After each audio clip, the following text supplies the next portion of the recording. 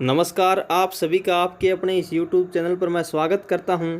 आज हम शुरू करेंगे कक्षा 7वीं का 9वां चैप्टर जिसका नाम है मृदा। तो मृदा के बारे में आज हम इस चैप्टर के अंदर पढ़ने जा रहे हैं। तो देखिए पहला प्रश्न क्या है।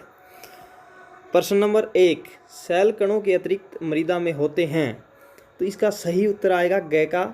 सेल कणों के अतिरिक्त मृदा में खनिज, जैव पदार्थ, वायु और जल होते हैं। प्रश्न नंबर 2 पर चलते हैं। जल धारण अक्षमता सबसे अधिक होती है। कौन सी मिट्टी किस प्रकार की मृदा में जल धारण करने की अक्षमता सबसे ज़्यादा होती है? इसका सही उत्तर आएगा मृण में मृदा में। मृण में मृदा, इसे चिकनी मिट्टी भी कहते हैं और इससे घड़े वगैरह बनाए जाते हैं और इसमें जल धारण करने की अक्षमता सबसे ज़्यादा होती है। प्रश्न नंबर 3 पर हम चलते हैं। कॉलम ए में दी गई वस्तुओं का कॉलम बी में दिए गए गुणों से मिलान आपको करना है। तो इसके उत्तर हम चलते हैं, उत्तरों को समझते हैं। जीवों को आवास देने वाली सभी प्रकार की मृदा। जीवों को आवास देने का काम कौन करता है? सभी प्रकार की मृदा करती है। दूसरा, मृदा की ऊपरी परत। मृदा की ऊपरी परत का रंग कैसा होता है? गहरे रंग की होती है। कैसे रंग की होती है? गहरे रंग की होती है। बलुई मृदा। बलुई मृदा को बालू मिट्टी भी कहते हैं और इस मृदा के जो कण होते हैं वो बड़े आकार के होते हैं, तो इसलिए बड़े कण के साथ इसका मिलान हम कर देंगे। मृदा की मध्य परत। मृदा की मध्य परत में ह्यूमस की कम ही मात्रा पाई जाती है, इसलिए ह्यूमस की कम मात्रा से इसका हम मिलान कर देंगे। मृण में मृदा जो होती है वो चिकनी मिट्टी होती है और इसमें सघन छोटे कण होते हैं। सघन छोटे कणों से मिलकर ये बनी होती है, इसे मृण में मृदा कहा जाता है। तो इस प्रकार आप इनका सही मिलान आप कर देंगे। प्रश्न नंबर 4 पर हम चलते हैं। मृदा का निर्माण कैसे होता है? देखिए उत्तर इसका। मृदा का निर्माण पवन, जल और जलवायु की क्रिया से सेलों, चट्टानों के टूटने पर मृदा का निर्माण होता है। ये अपक्षय कहलाता है। कुछ विशेष प्रकार के जीव, लाइकेन तथा पेड़ पौधों की जड़ें भी मृदा निर्माण में सहायक होती हैं। तो ये आपको अच्छी प्रकार से याद रख लेना है कि चट्टानों के टूटने से, और चट्टानों को ही क्या बोलते हैं? सेल बोलते हैं। इन सेलों के या चट्टानों के टूटने से मृदा का निर्माण होता है और इस प्रक्रिया को क्या कहते हैं? अपक्षय। अपक्षय होता है टूट जाना। और कुछ जीव जैसे कि लाइकेन है और पेड़ पौधों की जड़ें होती हैं, वो भी मृदा के निर्माण में सहायक होती हैं। तो ये आपको अच्छी प्रकार से याद कर लेना है। प्रश्न नंबर 5 पर हम चलते हैं। मृण में मृदा किस प्रकार फसलों के लिए उपयोगी है? मृण में मृदा में जल धारण क्षमता अच्छी होती है। तो मृण में मृदा में जल धारण करने की क्षमता बहुत अच्छी होती है। ये महीन कणों वाली ह्यूमस से भरपूर, महीन मतलब छोटे कणों वाले होती है, और ह्यूमस से भरपूर, ह्यूमस काफ़ी ज़्यादा मात्रा में होता है। अत्यधिक उर्वर होती है, काफ़ी ज़्यादा इसकी उर्वरता होती है। यह मृदा विशेषकर उन फसलों के लिए अच्छी रहती है जिन्हें अधिक मात्रा में जल की आवश्यकता होती है।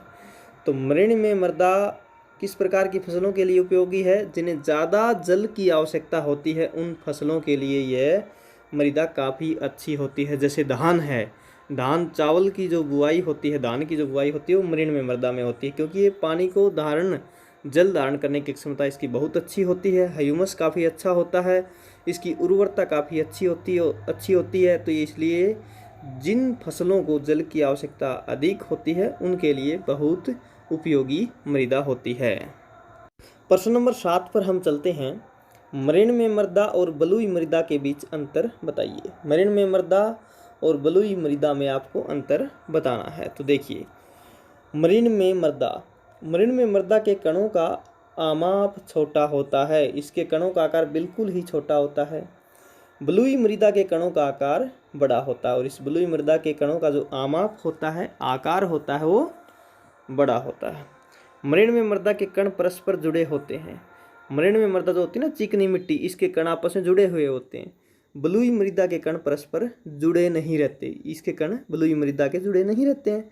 मृण में मृदा के कणों के बीच खाली स्थान बहुत कम होता है। अब जो चिकनी मिट्टी होती है ना, उसके कण तो पास पास होते हैं, तो इसलिए इनके बीच में जो खाली स्थान होता है, मृण में मृदा के बीच कणों के बीच में खाली स्थान बहुत ही कम होता है। बलुई मृदा के कणों के बीच खाली स्थान बहुत अधिक होता है, खाली जगह काफ़ी ज़्यादा होती है। मृण मृदा में बलुई मृदा की अपेक्षा जल धारण अक्षमता बहुत अधिक होती है। जो मृण में मृदा होती है वो काफ़ी ज़्यादा मात्रा में जल धारण कर सकती है। बलुई मृदा में जल धारण अक्षमता बहुत कम होती है। बलुई मृदा जल धारण करने की क्षमता बहुत ही कम रखती है। तो ये 4 अंतर आपको अच्छी प्रकार से समझ में आ गए होंगे। 5वां अंतर क्या है? मृण में मृदा भारी होती है। ये मृदा कैसी होती है? भारी होती है। बलुई मृदा हल्की होती है। मृण में मृदा में वायु कम होती है। बलुई मृदा में स्वातित होती है। स्वातित का मतलब इसमें वायु की उपस्थिति ज़्यादा होती है, क्योंकि बलुई मृदा के कण बड़े होते हैं जिसके कारण इसमें वायु की मात्रा ज़्यादा होती है। और मृण में मृदा के कण छोटे होते हैं, उनके बीच में खाली जगह कम होती है, इसलिए वायु भी इनके बीच में कम ही होती है। तो ये मुख्य अंतर आपको 6 याद कर लेने हैं।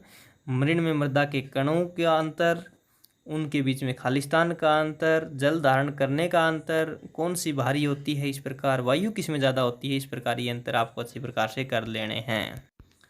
मृदा की अनुप्रस्थ काट का चित्र बनाइए और विभिन्न परतों को नामांकित कीजिए। मृदा जो होती है, मिट्टी जो होती है, उसकी काट का चित्र आपको बनाना है कि ऊपर वाली मिट्टी, फिर नीचे वाली और फिर उससे नीचे वाली का चित्र आपको बनाना है। तो ये देखिए चित्र आप देख रहे हैं इसके अच्छी प्रकार से। सबसे ऊपर जो ए दिखा रखा है ये सशंतर स्थिति है। सशंतर स्थिति, यहाँ पर पेड़ पौधों की जड़ें होती हैं, ह्यूमस काफ़ी अच्छी मात्रा में होता है। फिर उससे नीचे वाला बी भाग दिखा रखा है, फिर सी भाग दिखा रखा है, इनके अंदर जल की मात्रा होती है। और फिर नीचे कठोर पत्थर की तरह आवरण होता है जिसे आधार शैल कहा जाता है। आधार शैल जो पत्थर की तरह होते हैं इस प्रकार। तो ये मिट्टी की सभी अलग अलग परतों की स्थिति दिखा रखी है इस चित्र में। तो ये चित्र आपको कॉपी के अंदर बना लेना है और ABCD इस प्रकार आपको ये अंकित कर लेने हैं। ऊपर आप पेड़ पौधे दिखा देंगे, उसकी जड़ें दिखा देंगे ए के अंदर। फिर जड़ों से नीचे वाला जो भाग है वो बी है। फिर उससे नीचे बी भाग में भी कुछ जीव जंतु थोड़े बहुत होते हैं, लेकिन ए भाग में सबसे ज़्यादा जीव जंतु होते हैं। उसके बाद सी भाग आ जाएगा, इसमें जल भी होता है सी भाग के अंदर। डी भाग सबसे कठोर भाग है, ये पत्थर की तरह कठोर होता है, जो नीचे वाला आधार शैल होता है। प्रश्न नंबर 9 पर हम चलते हैं। रजिया ने खेत में अंतःस्रवण की दर से संबंधित एक प्रयोग किया। उसने देखा कि उसके द्वारा लिए गए मृदा के नमूने में से 20 अमल जल को अंतःस्रवण करने में 40 मिनट लगे। अंतःस्रवण दर प्रकलित कीजिए। अंतःस्रवण दर क्या होती है? मिट्टी के अंदर से जल का होकर जाना क्या कहलाता है? अंतःस्रवण कहलाता है। तो इन्होंने इस प्रश्न में क्या किया कि 200 अमल जल लिया, 200 अमल जल मिट्टी के अंदर डाला, मिट्टी के एक नमूने में डाला, तो वो धीरे धीरे छन कर मिट्टी के अंदर से होते हुए 40 मिनट उसको अंदर जाने में लगे, अंतःस्रवण होने में लगे। तो उसकी दर निकालनी है। तो दर आप कैसे निकालोगे? कितना जल है, जल की मात्रा अपोन में अंतःस्रवण की अवधि, इस प्रकार आप ये दर निकाल सकते हैं। तो 200 अपोन में 40 क्या आ जाएगा? 5 मिलीलीटर पर मिनट। 1 मिनट में 5 मिलीलीटर जल जो है वो नीचे की तरफ अंतःस्रवण होता है मिट्टी के अंदर।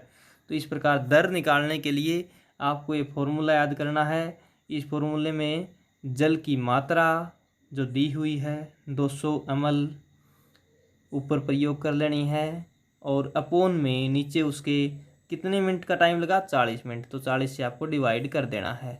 तो आंसर आ जाएगा आपका 5 मिलीलीटर प्रति मिनट। 1 मिनट में 5 मिलीलीटर जल अंतःस्रवण होता है। तो ये अंतःस्रवण की दर हमने निकाल दी है। प्रश्न नंबर 10 पर हम चलते हैं। समझाइए कि मृदा प्रदूषण और मृदा अपरदन को किस प्रकार रोका जा सकता है। मृदा का प्रदूषण, मिट्टी का प्रदूषण, मृदा अपरदन, मिट्टी का कटाव, इन दोनों को आप कैसे रोकोगे? अपरदन का मतलब क्या होता है? मिट्टी का कटाव। प्रदूषण का मतलब मिट्टी का गंदा हो जाना। तो इन दोनों को कैसे रोकोगे? देखिए उसका उत्तर। मृदा अपरदन को रोकने के लिए वृक्षों की कटाई और वनोन्मूलन को रोका जाना चाहिए। हरित क्षेत्रों को बढ़ाने के प्रयास किए जाने चाहिए। सबसे पहले वृक्षों की कटाई को रोकना जरूरी है। वनोन्मूलन, वनों की कटाई और वृक्षों की कटाई को रोकना बहुत ज़रूरी है।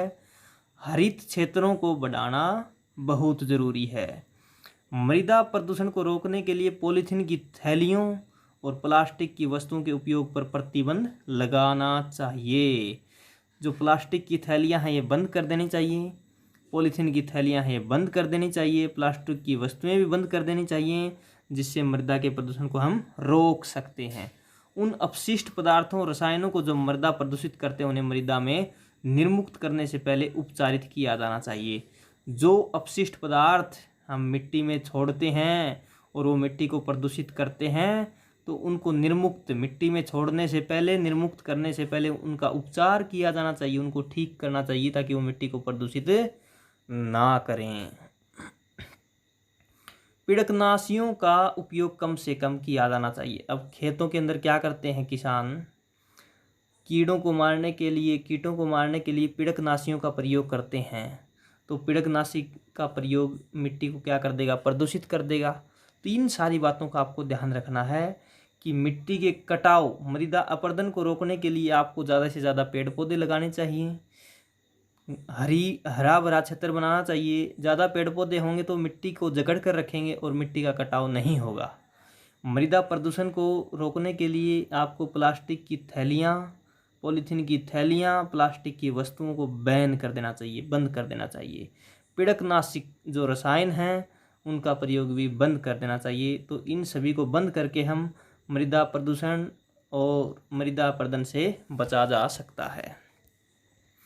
प्रश्न नंबर 11 पर चलते हैं। निम्नलिखित वर्ग पहेली को दिए गए संकेतों की सहायता से हल कीजिए। इनके बने थैलों के उपशिष्ट से मृदा का प्रदूषण होता है। तो आपको वर्ग पहेली में भरना है।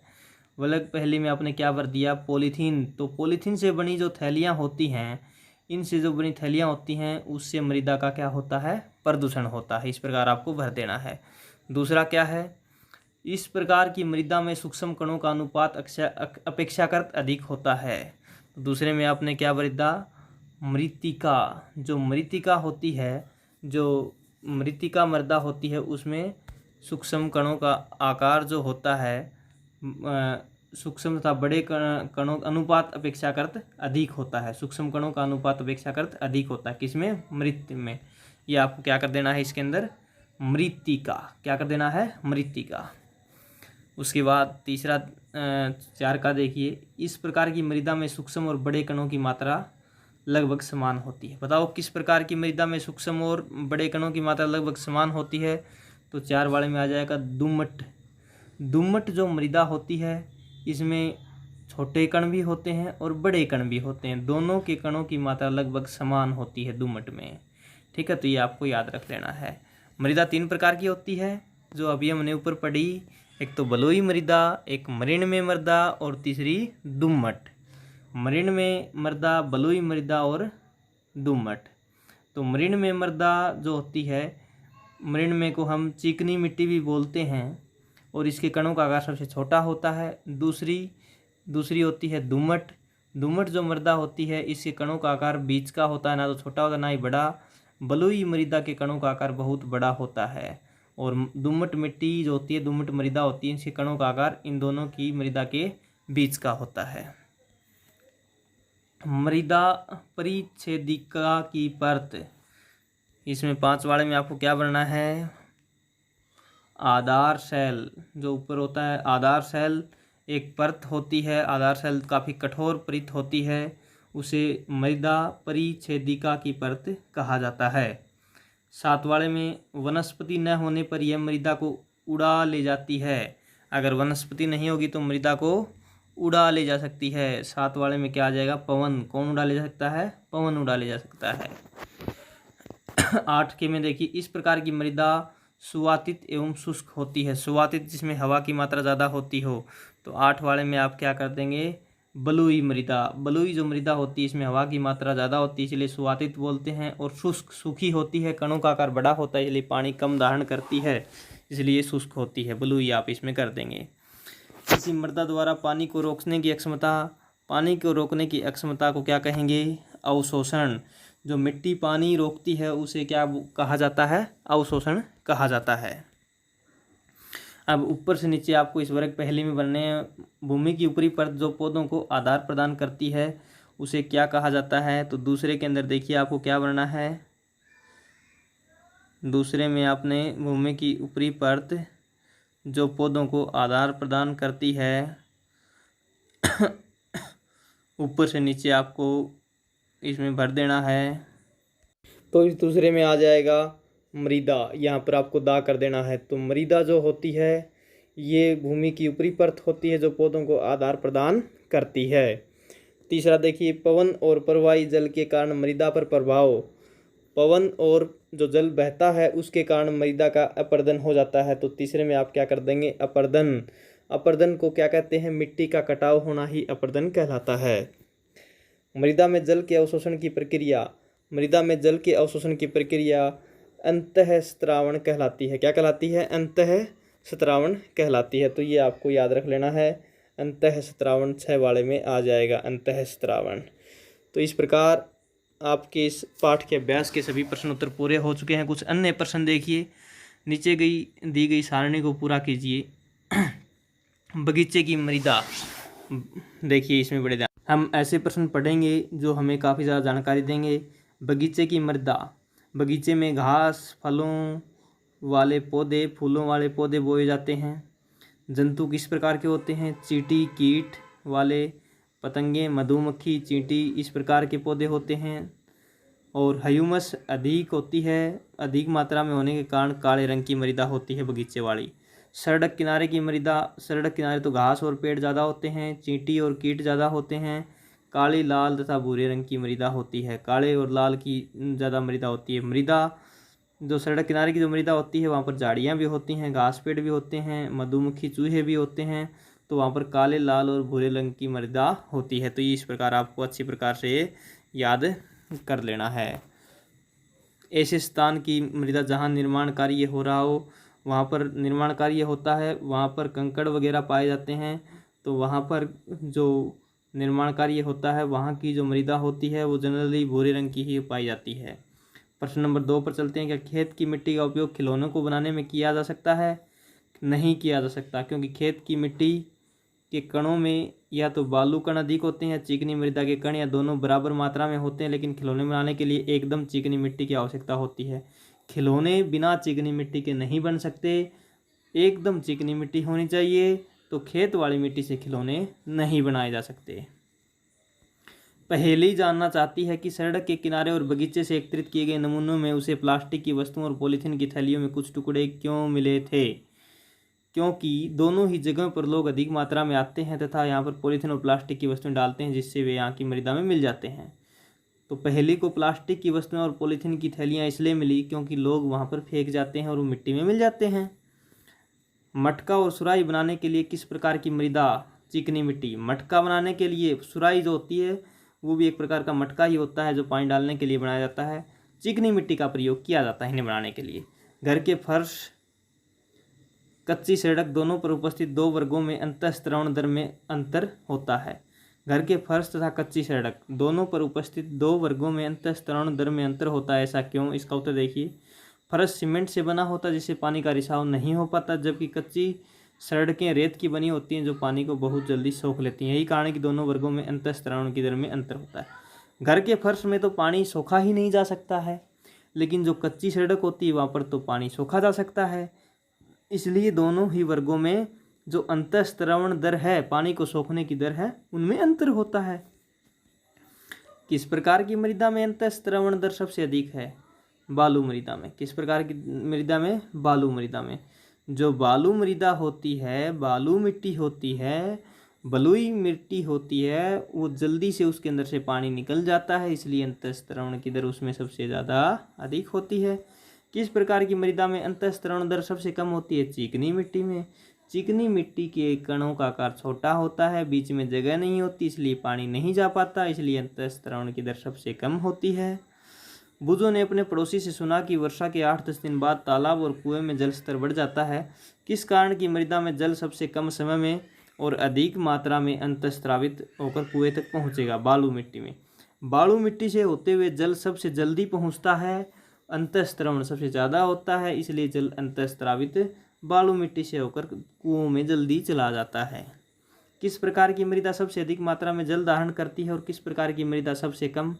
चिकनी मिट्टी सबसे ज़्यादा जल धारण करने की क्षमता चिकनी मिट्टी की होती है और सबसे कम बालू मिट्टी की, सबसे कम बालू मिट्टी की। तो ये प्रश्न आप याद कर लेंगे। क्या आप कोई और विधि बता सकते हैं जिससे अधिक वर्षा जल अंतःस्रावित होकर भूमि जल तक पहुंच जाए? आप क्या करोगे, छोटे छोटे गड्ढों में वर्षा के जल को एकत्रित करके हम अधिक वर्षा के जल को अंतःस्रावित कर भूमि जल तक पहुंचा सकते हैं। आप गड्ढे बना दीजिए, उन गड्ढों में जैसे ही वर्षा का जल जाएगा तो जल्दी नीचे चला जाएगा और जिससे भूमि जल, जो भूमि के नीचे का जल है, वो बढ़ जाएगा। अंतःस्रावण दर और जल धारण करने की क्षमता में क्या अंतर है? अंतःस्रावण दर होती है मिट्टी के अंदर से होते हुए पानी का नीचे जाना। कितना जल्दी वो पानी नीचे जाता है उसे अंतःस्रावण दर कहा जाता है। जल धारण करने की क्षमता में, इसका मतलब ये हुआ कि मिट्टी के अंदर जल कितनी देर तक बना रहता है, वो नीचे नहीं जाता, उसे जल धारण की क्षमता बोलते हैं। देखिए इसका उत्तर, अंतःस्रावण दर किसी मृदा द्वारा जल को अवशोषित करने की दर है। अंतःस्रावण दर मृदा द्वारा जल को अवशोषित करने की दर है और जल धारण अक्षमता जल को अवशोषित करके अपने अंदर पकड़े रखने की क्षमता है। अतः ये दोनों ही अलग अलग प्रक्रम हैं। उदाहरण के लिए चिकनी मिट्टी की अंतःस्रावण दर